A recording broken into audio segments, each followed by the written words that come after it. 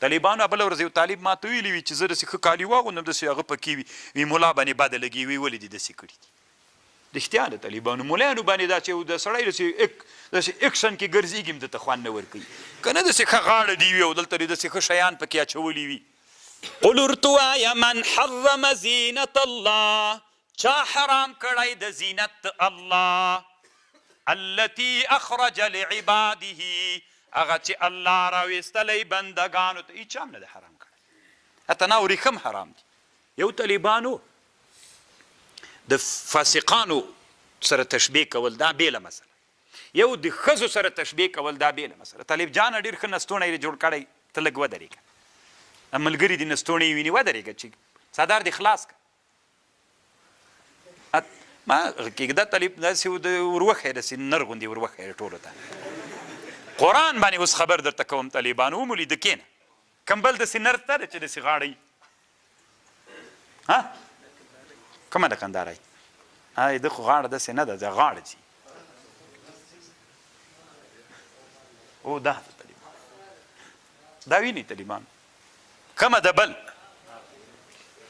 لږ ودرېږه طالب جان شرمېږه مه آفرین هغه خوندوره ده څادر دې لرې که دا طالبانو په دوی ښه نه لګېږي دې ته وایي چې کفر ده او اسلام ده او روا ده او ناروا ده هېڅ چې شیم نه ده طالبانو ورونو کښېنه اوس دلته طالبانو غوږ ورته ونیسئ یوارې به طالبانو یو څو خبرې درته وکړم ګورئ طالبانو ورونو هدایت څه ده هدایه د مونږ د احنافو له هدایې نه نیولې تر ټولو حنفي فقې پورې داسې لیکلي وایي نر دپاره ورېښم استعمالول په کالیو کې روا دي که ناروا ورېښم نر ته ورېښم استعمال ناروا ده که نه خو طالبانو صرف د نمونې په خاطر باید استعمال کړي چې ویې پېژني چې ورېښم دا شی دي نر دې په کالیو کې استعمال کړي چېرته دې استعمال کړي علی الجیب علی الجیب علم و ګل دې په جیب کې واچوي علم ګل ته وایي علم ګل دې واچوي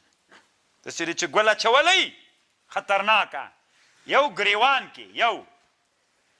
او بل دا د طالبانو ورونو چې په هغه کې جیب ګریوان اچولی وایي ګل نستوني کې د دوه او بل دا د طالبانو په دیرخیزو کې در خلاص که طالب جانا زوی دې مړ څه چی دې پې کړي طالبانو د رسول صلی الله علیه وسلم کالي داسې نه ول لکه د مونږ کالي د رسول علیه السلام کالي داسې ول چې دا نه ده دلته به یې نوره ټوټه ور واچوله چې دا لمنې داسې غټه سي دلته به یې زاید نورې ټوټې ور اچولې تر دې چې پورې خو به یو انداز د لمنې ګرده غټې نورې ټوټې ور اچي هغه ټوټو ته طالبانو څه وایي دیرخیز اصل کې هغه ته وایي موږ څه وایي دا ګوګوګان وایي دا تر ښځې راته وکړه دا تر ښځې سنت دي دروغ وایي دا سنت نه دي طالبانو هغه دیرخیز چې دي دیرخیز هغه دی چې دې نه لاندې کومه لمنه جوړه کړي سپینګیري پخواني علماو به یې تاسې وطنو کې وي پخواني هلمند کې پخواني قندهار کې پخواني بادغیس کې طالبانو سپینګیرو غټ غټ کالي به ول نورې ټوټې به یې ور اچولې وې ټوټې اوس هم که تاسې فکر وکړئ د وردګو مجاهدینو کې او د څرخ ولایت مجاهدینو کې دا لمنې غټې غټې راوتلي دي خو درخیز یې ور اچوي تاسو کې به دلته یو پیدا نه سي ته مولانا لږ دغسې یې آفرین ودرېږه ته خو تاسې چې دغه کار دا ورې کوه ورسره تر اخره یې بندوه زتینو صحیح بات سي به مونږ هم تا ورښیو چې دغه دي چې ور داسې څرخ وړلی وای دا طالبانو چې تر اخرې باندې سي ښه دلته دا بند سي دا د نبي علیه السلام کمیس مفرج نه و خالیګا نه وه طالبانو ورونو ګوره د نبي علیه السلام کمیس تر اخره بند و دسي دا فرجه نه وه خالیګا نه وه دا خالیګا تر اخره بنده وه دا خالیګا تر اخره بنده وه نو چې دا دلته لنډه بند سي د مزل نه کېږي پکې نو بیا به یې هغه داسې غټه کړله ورته چې قدم اخلي پکې اوسي نه درخیز د دې دپاره وي خبر پوه شو نو اوس تاسې د حنفي فقهاو د څلورو مذاهبو علماو کتابونو ته متوجه سئ په دیرخیزو کې چې زیاته ټوټه ور اچوي زیاته ټوټه طالبانو مثلا کمیس ته یو رنګ د هغې ته یو رنګ ور واچوي بل او هغه پکې ګل پکې د هغه واچوي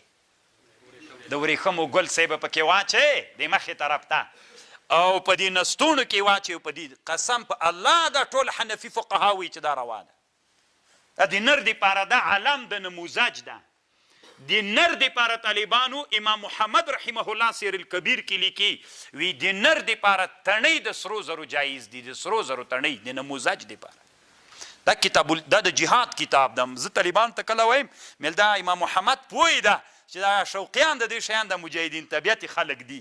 عین په کتاب الجهاد کې دا خبر هلته ذکر کړی چې یو طالب دا تڼۍ ځان ته د سرو زرو جوړه کړي جایز ده د ورېښمو یې جوړه کړي نو څه بخیل بخیل کېږي روا دي وکړه ناروا دي وکړه طالبانو ورونو دا ورېښم چې لاړی دا وارې دا خو هم دغسې کالی کې ګنډلې لکه وردګ ماما چې ګنډلې وردګ یې طالبه نو دا طالبانو د ورېښمو دلته یو ګل جوړ که دلته یې د ورېښمو جوړ که په درخیز کې د ورېښمو جوړ که دا شرعا جواز لري هېڅ ناروا نه ده طالبان اوس ورته غوږ ونیسه طالبانو